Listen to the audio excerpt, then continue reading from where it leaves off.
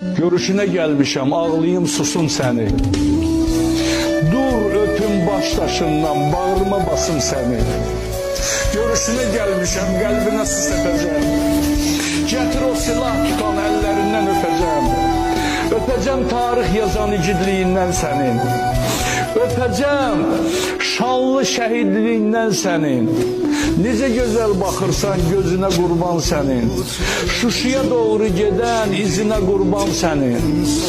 Füzuli Zəngilansan, Cəbrayıl Qubadlısan.